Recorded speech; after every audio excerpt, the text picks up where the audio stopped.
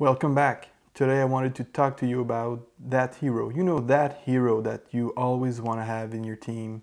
The one that follows you around and keeps healing you while you can deal damage or do whatever else you're good at. So you could be stealing treasures and being hit, and then that guy heals you. In Myth, that guy is called the Acolyte. So today, meet the Acolyte.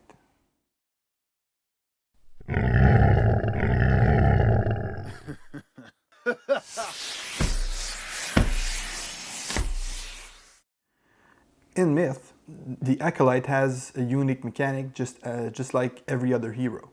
His unique mechanic is Faith. So based on his Faith, he can power off about half of his cards. So that's a very important thing for him. You can gain Faith by various ways. The first one is on the hero cards themselves. Some have the Faith keyword, so you can add them up and see how much Faith you have for a given hero cycle. The hero himself has one base Faith, so no matter what card you play, you always start with one Faith. So to that first Faith, you add every Faith keyword on the hero cards you've played in your action spaces. And then to that, you can add some equipment also have Faith. So we'll see a bit later on in the examples, but some cards have Faith, so you can add that up also. And there's also a special hero card in his deck, the Prey card, that allows him to increase, it's kind of a gamble, but it allows you to increase the Faith you can have for a given cycle. So that's one of the cards I'm going to show you in the quick Faith example you're about to see right now. Alright, so let's have a look at how Faith works for the Acolyte. The first thing you need to know, you always get your one basic Faith no matter what you're doing. So you have one Faith for your hero himself, and then you can add up to that Faith. And the Faith isn't actually a resource you spend, it's really something you have at a given time, and any card you play that has a power that benefits from Faith gets to use it. So it's not something you expend, it's pretty much like Rage, where you just something you have and that affects some of your cards. So as an example, if I wanted to play Angelic Word, which gains plus 1d10 for the dice pool based on Faith, so plus 1d10 per Faith. And if I played it right now, that would simply give me one additional d10. So I would roll 1d10 for myself, 1d10 for my Worn Prayer book because it's a relic, it has a relic keyword. 1d10 for the book, and 1d10 per Faith, which I only have one Faith right now, so that's one extra d10. If you have a look, some items actually increases your Faith, so this armor is one of them, so it adds plus one Faith to my basic Faith. So now I actually have two Faith, so I would roll 4d10, because one for my book, one for my hero, and one per Faith, which I have two of. But if I want to increase my Faith before I play that card, then what I can do is play cards that have the Faith keyword. So, such as Feet of the Saints, I could be playing this one that has a Faith keyword. So now I have a Faith of 3. And so if I play Guardian Angel now, I would get an extra d10 for that card. But I can, the Acolyte has a special hero card that adds even more Faith to the Faith pool, if you will. It's the Prey card. When you play that card, what it does is it allows you to shuffle your discard pile and draw 3 random cards from that pile. Every card that has the Faith keyword gets added to your Faith pool. So if I draw 3 cards right now from my discard pile, I got Righteous Fury, Smite, and End of the Father. So Smite does not have the Faith keyword, so I would discard it again. But I would keep those 2 cards and simply add them, which is why the Prey card has the stacked keyword. I would just put them down there. You don't actually get the power of those cards, you simply add the Faith keyword of those cards. So that adds 2 Faith to my Faith pool. So I now have 2 3, 4 for being a hero. So I get plus 4 d10 based on fate for Guardian Angel. Sorry, Angelic Word when I play it. So that's one way to do it. And you could even play second prey card and do the same thing again. Shuffle again your discard pile and draw 3 cards. And this time I gain no fate. So I picked up 3 cards that don't have fate. So the prey card itself doesn't do anything. If I had been a bit luckier, I could have grabbed that Attend a Week card that has the fate keyword. But that brings me to a good point to make. It's again very important in Myth to be aware of what cards you've played in between 2 hero deck shuffle, so that you have a good idea of what's in your discard pile and what's still to come in your draw pile. And it's especially important for the Acolyte because you have to kind of keep track of how many cards in your discard pile have the fate keyword and how many of them don't have it. So you kind of know in advance what are the odds of you increasing your fate with a prey card. Alright, so now that we have a better understanding of fate, let's have a look at the character himself. So he's very much the support character or the medic if you're more of a online first-person shooter player. He's the medic, or in Dungeons and Dragons he's the cleric, but in Myth he's the Acolyte. So he's pretty much your healer. He's also the buff character, so he can increase, give you additional dice to your attacks. He can reduce your target number to hit enemies. He can increase your target number to be hit. He can do a bunch of things, and also he can kill enemies. So he's probably a lot better at with his spells. So he's a ranged spellcaster. So he can kill either one bigger guys or a bunch of smaller ones. We'll see in a few minutes with the cards. But he also has some melee attacks. In the starting deck, in the first 25 basic cards, he can't do much with his melee weapon. So the main hand item in your hero slots, the primary slot, isn't all that useful at first because you'll always be or almost always be using the secondary slot. So the first item is the Worn Prayer Book. But eventually, the way you choose to advance your character still at the novice level, you'll be able to include to double the number of melee cards. So we can go from 2 to 4 melee cards. So he's still probably better at range, but he can have great cards because the other 2 cards are actually pretty good cards. So it's one way you can move a path you can follow for with the Acolyte. The Acolyte also has on some of his hero cards the Holy keyword. The Holy keyword basically removes the resurrect ability from the undead enemies. So he's, of course, as in any dungeon type game or Dungeons and Dragons game, the cleric or the Acolyte here is the better character against all undead enemies. Alright, so let's have a look at the hero cards. The first hero card I wanted to show you is Angelic Word.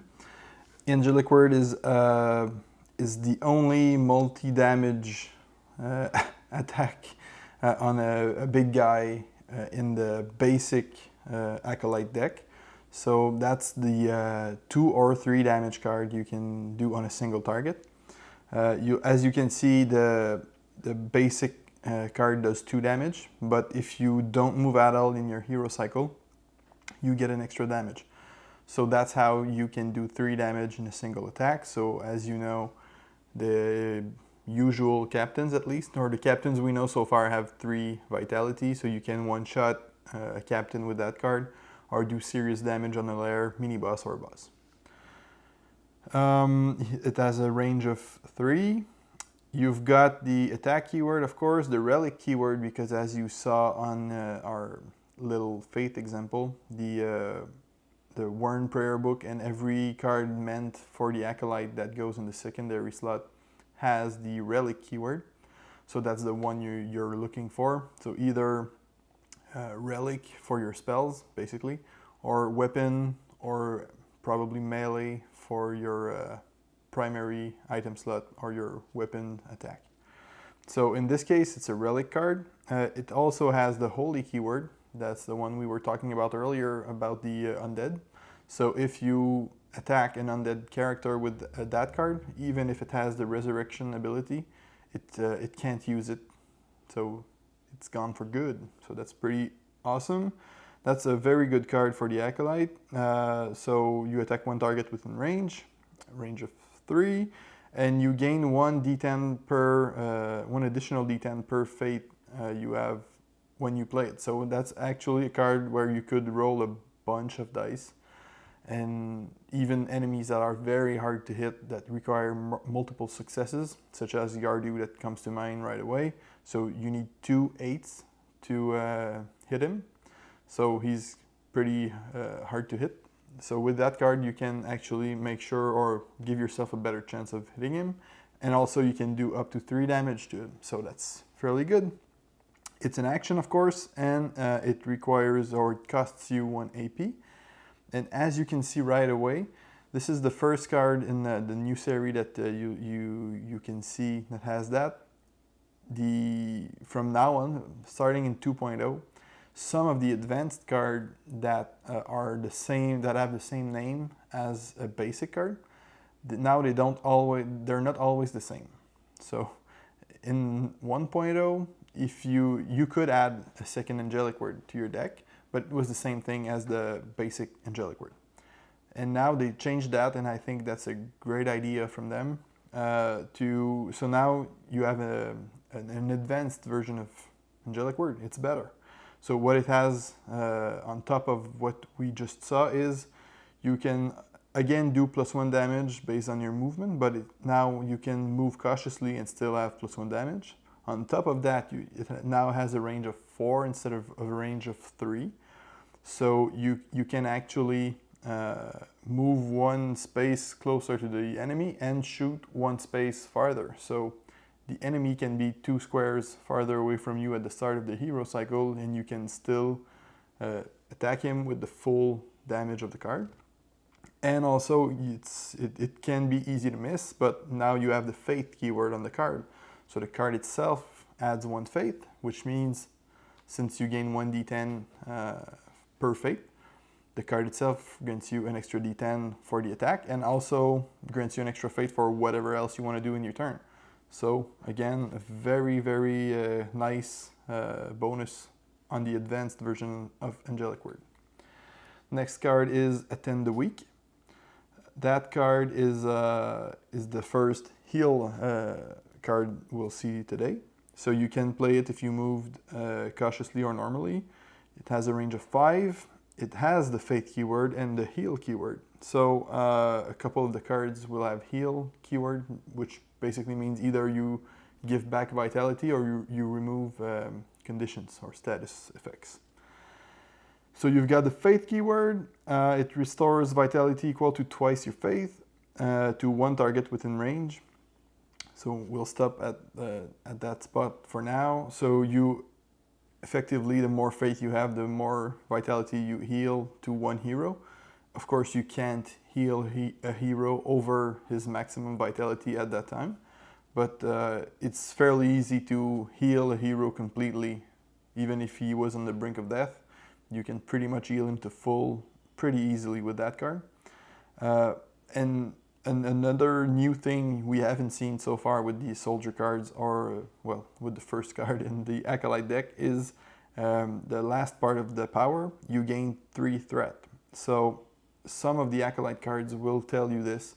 So basically the heal cards, I guess, because you're not doing any damage to an enemy, you wouldn't gain any threat by doing that. So you could technically only play a healing role and never gain threat.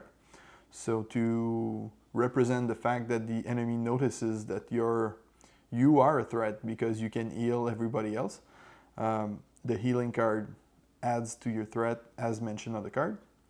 Attend the Weak is an action and it costs 1 AP. Attend the Week kind of receives the same treatment as Angelic Word with the Advanced card. So you have also an Advanced Attend the Week. And the only thing that changes on that one is that it becomes a reaction. So being able to completely heal a hero on a cycle as a reaction and still do whatever else you want to do. So you could technically, if you have the right cards in play, you could probably heal a hero completely with that one, that reaction Attend the Week, and then do 3 damage to a captain or a boss or a mini boss with the Advanced Angelic Word on the same turn. So that's very effective, very good. So that's definitely a card you want to add as soon as you can to your hero deck. Next card is Consuming Fire. That's also a new concept we haven't touched on in the 2.0 series so far. That's the damage over time, or the dot. So we'll get to it when we get to the power. Movement modifiers can grant you extra fate dice for that one. You can't use the card if you have moved aggressively. It's a 1 damage card with a range of 3. And you've got a couple keywords, so Relic again, meaning you use your secondary item slot. And it has the Fire keyword. For now, I believe it doesn't do anything specifically, unless maybe there's an enemy that's immune to fire. So if that were the case, or if it becomes the case, then I guess that card won't do anything to that specific enemy. So it has you target 1 enemy within your range of 3. If you hit on top of the first damage the card itself does, depending on your faith, you add a dot or damage over time to that enemy. So you can keep track of that dot with a d10. So what I usually do is just place the die on the damage track on the darkness board, with showing the number of how long that dot will last, just as a reminder. So basically that dot for Consuming Fire lasts 1 refresh phase per fate you have. So again, if you have a lot of fate, you can pretty much make sure the enemy will eventually die with that single card. That said, if you wait for that card to kill a monster, if it has something like 8 vitality, it's possible that a card would kill it if you have 7 faith when you play it. So the card itself does the first damage. That's when you gain threat, by the way. So you gain the first, or you gain a single threat for that card because you've dealt 1 damage. But then the dot damage, what happens during each refresh phase, during the status step of the refresh phase, that damage would not add to your threat, because that's not damage you're dealing yourself, even though it's because of your card. But that's one of the great things about dots. They take a long time, or they can take a long time to be effective, but at least the extra damage you're generating with your dot does not increase your threat. So that's good. So as I was saying, if an enemy had, say, 8 vitality, you could kill it with that single card, but it would take 7 refresh phases, and that's only if you have at least 7 faith when you play that card. So odds are you're going to try to add damage to it, even though the Consuming Fire keeps going. So you could kill that monster faster because of it. But the downside to dots that I usually find with my games anyway is that we kind of try to get rid of the monster anyhow before the dot actually kills the monster. So I wouldn't say it's very effective, but against bosses it can be very effective, because at least you're still generating damage to that boss, even if you can't hit him on a given turn. So they're not my favorite cards, but they're still pretty good. Next card is Dirge of Twilight. Dirge of Twilight is an advanced card. It's one of the additional melee cards you can have for the Acolyte. So the movement modifier can grant you extra fate dice. It's a 3 damage card, so as I was saying in the intro, it's a fairly good card. It's one of the few cards that uses your melee weapon, but it's still pretty effective. I mean, it's a 3 damage card. It has a massive keyword. So as we have started to learn a few things about massive and critical that are the two new keywords. So we already know some details about them, and we know that you'll need massive and critical cards later on in the journeyman when you're playing as journeyman heroes against even stronger enemies than what we have so far. So just for that reason, it's probably a good reason to pick that card up when you can. It has a range of weapon. It's a melee card, and you simply attack one target within range, the range of your weapon. And if the target hit is a captain, that target is prone. So if the captain survives your 3 damage attack, so as of now, I think the Psych Leech is probably the only captain that could survive a 3 damage attack. But if it survives, then it becomes prone. So it's gonna essentially skip its next activation, so that's pretty good. It's an action, it costs 1 AP, so again, a 1 AP card that deals 3 damage. Good in my book. Next one, Hand of the Father. You can only play it if you don't move at all in the hero cycle. That's the mass heal, if you will, of the Acolyte. So basically it has a range of the whole tile, so you can affect any hero present on the same tile as you. And it simply heals 3 vitality to a varying number of hero. So that's possibly what can be confusing about the power description in the card. So just know you always heal 3 vitality, but to a varying number of heroes. So if the card itself heals 1 hero, okay, so try and follow me. The card itself heals 1 hero. You can affect 1 more hero per faith you have. So, and the card itself grants you 1 faith. So you can at least affect 2 heroes, right? And don't forget you have your basic faith. So you can at least affect 3 heroes. Any additional faith on top of the 2 faith you have, the basic one and what the card grants you, allows you to heal more heroes. So it's fairly easy to heal up to 5 heroes. So if you have a full party of 5, it's fairly easy to heal 3 vitality to each of those heroes.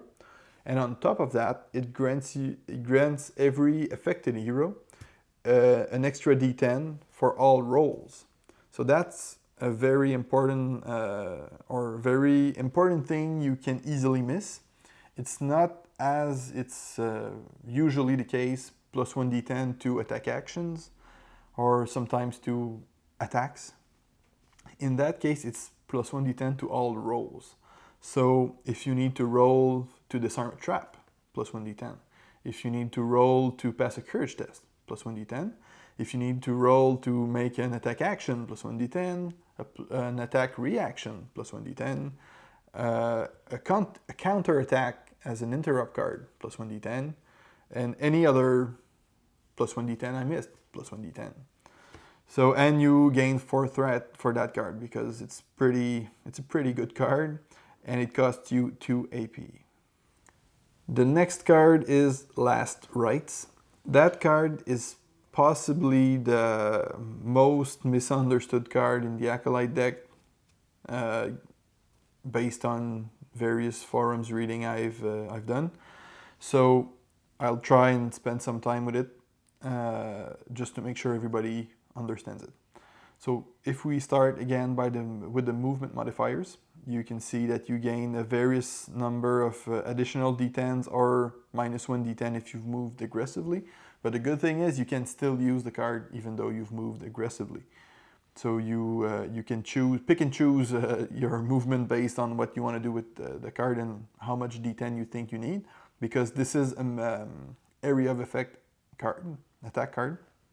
So you'll possibly need more than 1 D10 to hit every different monster type and target number combination, or I should say monster type rank combination. They changed that in 2.0. The card itself deals 1 damage to every target caught in the area of effect, because remember, the friendly fire is on in that game in Myth. So if there is a hero or multiple heroes within the area of effect of the card, they also get hit for 1 damage.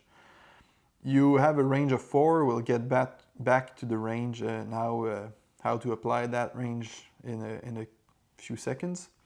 And the card is a holy attack, so again, against undead, it's a very good card.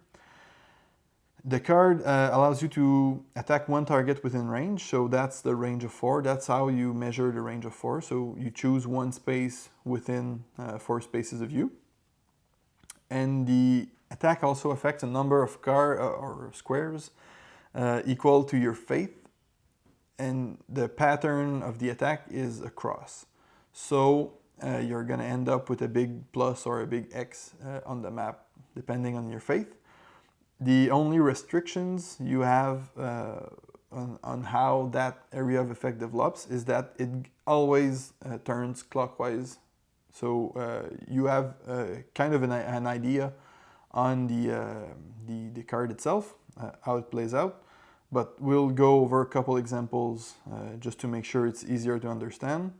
And so the things you need to remember before we start is you need a range and a line of sight to the initial target of the attack. Not every square within the area of effect. So range and line of sight to the initial square of the attack. You can definitely attack diagonally. So the pattern on the card presents itself as usual in a straight line, but you can definitely do it diagonally. And that's one of the things I think that confuses people, because if you look at the pattern on the card, while the pattern is accurate, you could wrongfully think that you can attack through that an enemy that would be on the square that's marked with the 3.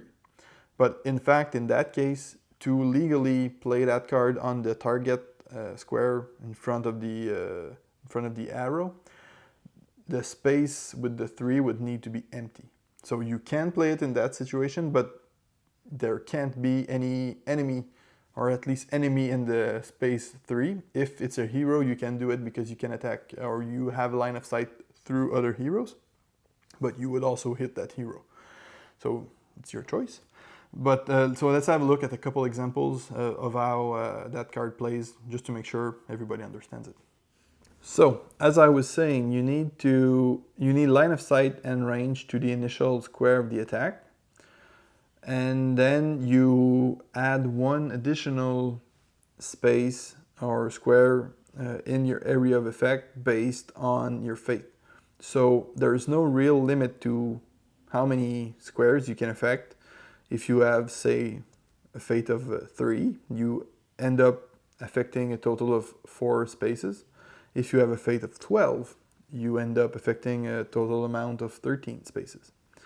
And the way it works is in a cross, or the additional spaces are placed in a cross pattern, and you always need to turn that cross or add those spaces clockwise. But you get to choose which is the first space of the attack, or first additional space.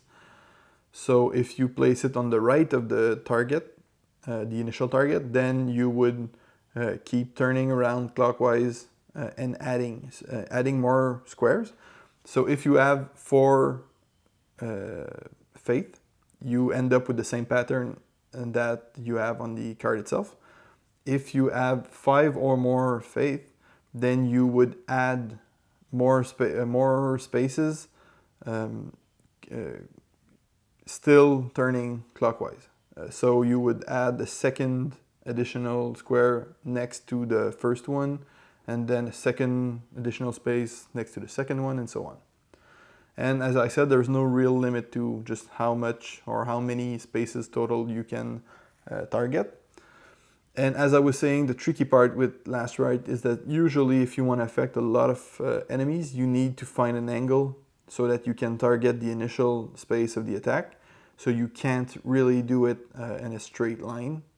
I mean, it's doable, but if you do, you know you're gonna miss, you won't optimize the amount of enemies you target, because necessarily there can't be any enemies in front of you, unless you have an item that allows you to attack through enemies, of course. So that's last Rites. It costs 2 AP. Next action is Sprint, so that's exactly the same thing as with the Soldier. It's a move card. It grants you 3 additional movement points for 1 AP. It's fairly simple. Next are the actions, reactions cards. So those are the cards, again, you can choose if you want to play them as an action or as a reaction. So that's totally up to you. And if we start with the first one, the first action reaction is actually a card I'm really wondering why it's an action reaction, but maybe you can explain to me why that's an action reaction, or why you would play that card as an action. But maybe I'll figure out myself. You can play it no matter how you move. It has a range of 5. It has the Faith keyword, and it grants 1 hero within range plus 1d10 to non-combat actions and courage tests. So that's the disarm trap again card for the Acolyte, or the card to allow you to pass courage tests, or make it easier at least on you, or any other hero. That's probably the biggest difference. Since the Acolyte is a buff character, he can actually help another hero pass a courage test. Next is Smite, so that's the basic melee attack for the Acolyte in the starting 25 cards. You have a varying target number based on your movement, so you can it can either be easier for you to hit if you don't move at all with a -2 target number, or it becomes harder for you to hit if you've moved aggressively with a +1 target number. It deals 1 damage, and it has the range of your weapon. It's melee. It has the melee keyword, so you can't use that card with a ranged weapon. So that's how they that's how they figured how to limit some players that were pretty much trying to cheat in a co-op game. That would basically give the Acolyte a bow as an example, so he could use Smite from range. Now you can't, because you need to have a melee weapon. It deals 1 damage within range. The thing that's special about Smite, that's pretty much the equivalent of the attack card that other hero have, the basic attack, but it's a bit stronger than the basic attack for 2 reasons. First one is it's an action reaction, so you can actually attack enemies as a reaction with that card, so that's always good. And also, if you've played Guided by the Light during the same hero cycle, Guided by the Light is an interrupt card we're going to see later on. But if Guided by the Light is in play when you want to play Smite, it allows you to play Smite as an interrupt card during the Darkness cycle. So it pretty much, Guided by the Light makes Smite an action-reaction interrupt card. And now for the reaction cards. First one is Armor of Faith. That's a very good card to have in your deck. You can play it no matter your movement, unless you've moved aggressively. It has a range of the tile, so again you'll affect every hero on the same tile as you, including yourself, of course. It has the Faith keyword, and each enemy within range has its attack target number increased by the number equal to your Faith. So I'm just going to rephrase what I just said. It's not every hero on the tile that is affected, but every enemy on the tile, the same tile as you, that is affected. Usually in Myth, it's pretty rare that you'll have multiple tiles on the table at the same time. So it pretty much means the same. But sometimes when you're kind of changing tile without having cleared the first one, you could be on 2 tiles at the same time, and that's when you have to be careful with cards such as this that have a range of tile. So basically, you increase the attack target number of enemies on your tile by the equal to your fate. So the card itself grants you 1 fate. So if you play it, you'll add at least 2 to the attack target number of enemies, because again you have your own basic fate. And of course you can add a lot of fate to that and eventually end up with every enemy or no enemy being able to hit any hero because they have a target number of 11 or more. So that's a very good defensive card, and it doesn't cost any AP. So again, if you have that card and you know the darkness cycle is about to be triggered, or you suspect that you'll face multiple darkness cycle during that hero cycle, and as long as Armor of Faith is in play, it adds its bonus to or it adds its penalty, if you will, to every enemy attacks. So very good card to have in play, especially if you know multiple darkness cycle will be triggering during that hero cycle. Next card is Blessing of the Dawn. Again, you can use it if you haven't moved cautiously or normally. It has a range of tile again, fate keyword again, and that card adds 1 fate dice to attack actions per fate you have to every hero within range. So again, you can add a lot of fate dice to your fellow hero and your own attack action during that cycle if you decide to play 1/2. So that's a fairly good way to increase the odds of heroes succeeding at their fate dice recipe on their items. It's a reaction and it costs no AP again. Very good. Next is Blood of an Overcomer. So that's a heal card again, but this time you're not actually healing vitality. You'll be removing status effects. So the number of heroes affected by the card is based on your movement. If you haven't moved at all, you can affect or heal 2 heroes. If you've moved cautiously or more, it's 1 hero. It only has a range of 3. So that's a couple of the Acolyte cards can be hard to play at times because of the short range they have. So some of them have a range of tile. That's pretty much the longest range you can have. But some of them have a fairly shorter range. So you have range 2 and range 3 at some different, depending on the cards. So when you're trying to heal your fellow heroes, that means you need to make sure you're fairly close to them at all time. And it can be hard because if the soldier charges with riding the edge in the middle of the battle and the archer and the apprentice are staying a bit farther back to attack from a range, then it can be hard for the Acolyte to know where to place himself. So sometimes you need to move forward to help the soldier, sometimes you need to move back to help the archer and apprentice or any other hero you may have in your party. So back to the card. The card itself clears all status effect from the varying number of heroes based on your movement, so 1 or 2 hero. They simply clear all their status effects, so very good card. And you gain 1 threat for that. It doesn't cost any AP again.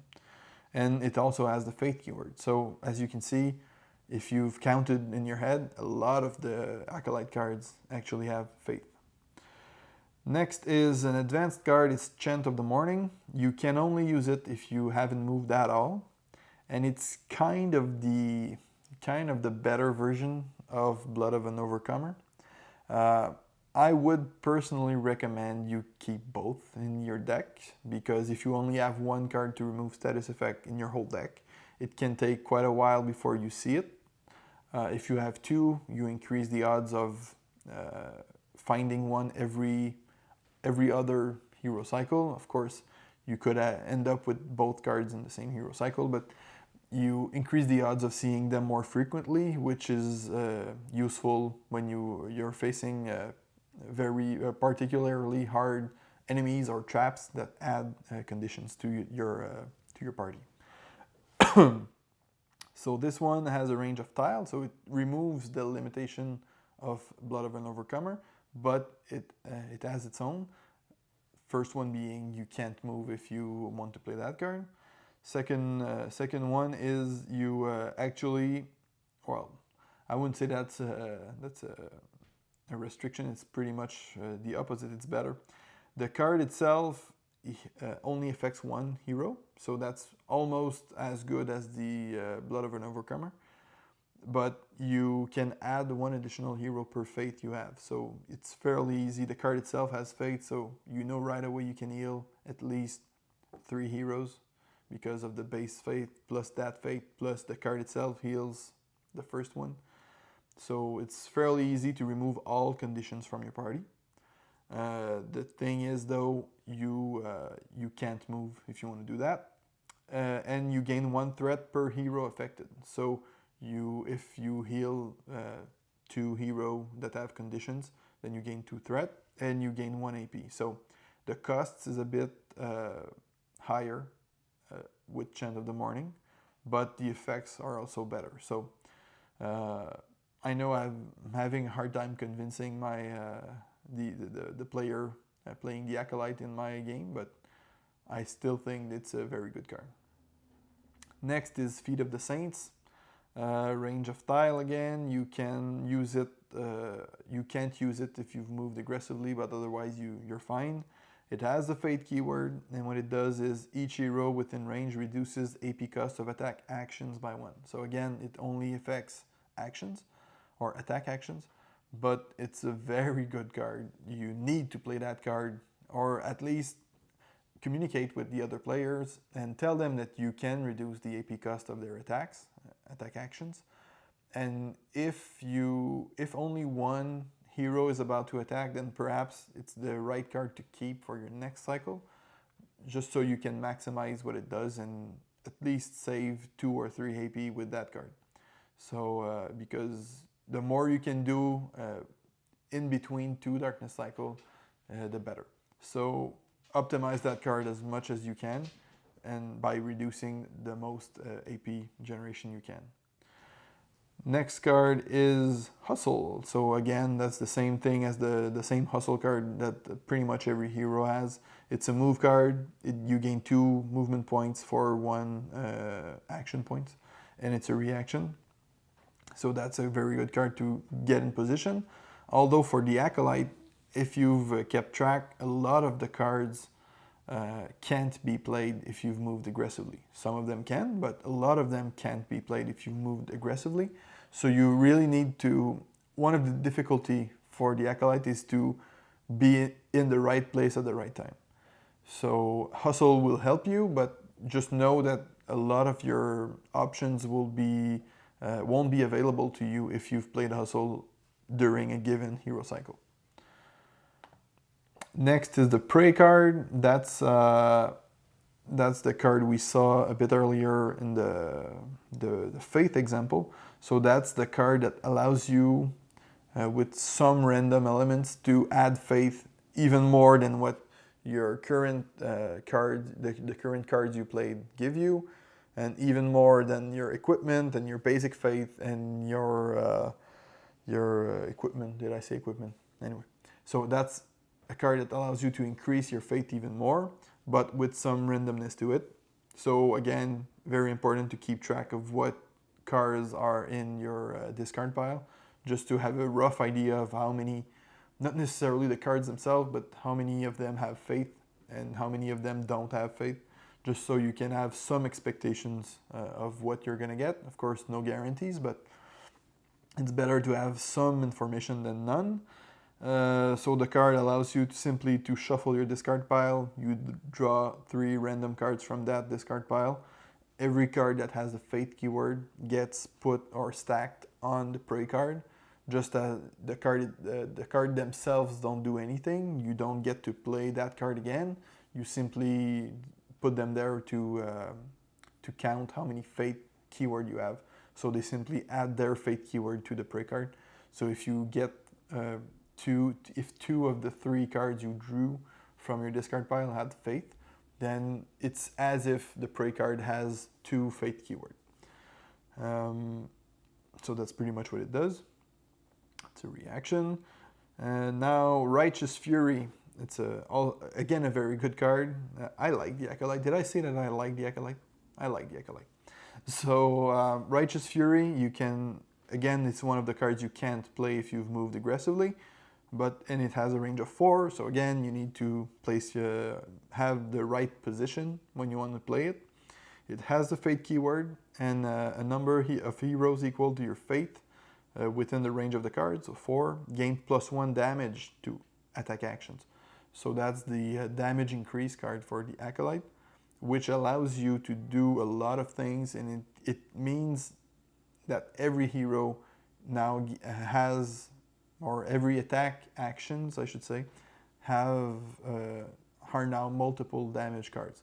So when you play cards like even the basic attack cards or the Smite card for the Acolyte, if you play it as an action, then it deals 2 damage. If you play Dirge of Twilight we saw earlier, instead of 3, now it's a 4 damage card. So very good, very effective, especially against lairs, mini-bosses, and bosses. And it costs 1 AP.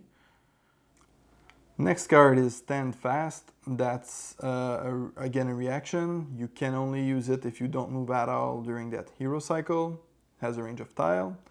It has the Fate keyword, and it grants all heroes -1 target number to Courage test. So it makes every hero's Courage test easier to pass on that hero cycle. And it also grants them 1 extra d10 to attack actions. So nothing bad about that card. It's a fairly useful card. And we're now down to the interrupt cards. The Acolyte doesn't have a lot of interrupt cards. He only has 3, but they're all pretty good. Again, did I say I love the Acolyte? You need the Acolyte in your team. That's all I'm going to say. First interrupt card is Guardian Angel. That's a passive interrupt card. So if you remember my classification of interrupt cards, if you don't, go back to video number 2 in this playlist. So Guardian Angel is a passive interrupt card. Again, for now, disregard completely the movement modifiers until something happens. Or until Journeyman, just know that you can't. You can always play interrupt cards, and you're always playing them as if you haven't moved during that cycle. So you can play that card. It has a range of tile and the Fate keyword, which adds up to every other Fate you currently have, depending on if the Darkness cycle has triggered during a hero cycle. And what it does is each successful attack targeting 1 hero, 1 target, within range must be rerolled once. So when you put that card down, you identify which hero it's going to affect, and it's a passive card. So you play it before attacks are actually rolled. So you kind of look at the board and the hero boards to figure out who needs it the most, and just tell, as an example, the Apprentice will be protected by the Guardian Angel. So every successful attack against that hero needs to be rerolled once before you actually apply damage. So it's a good defensive buff, and that adds 2 to your own threat. Next is the one we talked a bit about earlier with Smite, is Guided by the Light. The card itself adds 1d10 and 1 Fate dice because, as I was saying earlier, you haven't moved during the interrupt or the darkness cycle. So you get +1d10 +1 Fate dice for that card. It's an active interrupt card because, as you will see, it's a counter attack. So basically it deals 1 damage within the range of your weapon. It's a counter attack, so and you still need, even though it's not worded exactly like the other counter attack cards in the varying or in the other hero decks, you still need to be attacked. So you receive an attack, whether it's successful or not is irrelevant, but you need to be attacked to be able to play Guided by the Light. But as soon as you resolve the attack, at least 1 attack targeting you, you can play that card. It's a counter attack. You simply attack 1 target. It doesn't have to be the same one that attacked you. You can just hit the next guy that was supposed to attack you afterwards, just to reduce the number of attacks you'll receive in the darkness cycle. And remember on the Smite card what it says, if you play Guided by the Light, it makes every Smite card, as long as Guided by the Light is in play, it makes every Smite card an interrupt card. So you could actually, if you have the 2 Smite in your hand and you decide to play all 3 cards, you could receive a single attack, then play Guided by the Light to make a counter attack with +1 d10, +1 fate dice, and then play another Smite card, or play the first Smite card, target another enemy, and then Smite, target another enemy. So you could actually kill 3 guys or hit the same enemy 3 times during the darkness cycle. So that's fairly good, although Smite costs you AP, so it's always a risk reward thing to spend AP during the darkness cycle. And finally, last card in the hero deck is Soothe Wounds. So that's the last interrupt card. It's again an active interrupt. It has a range only of 2, so you really need to be in the right position if you want to use it. But the good thing is you heal 2 vitality and you gain 2 threat. So you can heal yourself, so you're always in good position to heal yourself, or you can heal any other hero within 2 spaces of you. And that card can be played even in between attacks. So you could wait for, say, the soldier to get hit once by enemies, and then his vitality is lowered. Then you can play Soothe Wounds to bring it back up by 2, and then keep resolving additional attacks on him. So doesn't cost any AP, so that's good. So like I did with the soldier, I wanted to show you an item that I think needs a bit more clarification. It's not that it's very complicated, it's just a small thing I wanted to add. I think the card itself is fairly simple. You always have +1 faith, so this is not related to attacks. So it always applies no matter what you're doing. You have +1 faith, so it adds up to your basic 1 faith for your hero. So you basically always have 2 faith when you have that shield equipped. For your attacks, it grants extra dice. It has a +1 target number, defensive target number against ranged attack only, which is why it has a little star by the +1. So that +1 is only for ranged attack. And the thing I wanted to talk about specifically on that card is the power prey card, resolve as a prey card ability of the Fate recipe. So if you roll that recipe, you get to resolve as if you had played a prey card. So you shuffle your discard, draw three cards, and add that much fate to your current fate. And that fate you can keep until the end of your hero cycle. So it's not only for the attack you're resolving now, it's something you keep for the rest of the hero cycle, which you'll lose it during the next deck phase. So simply add those fate cards on top of your hero board, and once you hit the deck phase, just discard them again with the rest of your played hero cards, and that's when you lose that fate. Alright folks, that's all for this video. I hope you now better understand how to play the Acolyte and how strong the Acolyte actually is, and also how much I appreciate the Acolyte in my party. And until next time, it's been a pleasure.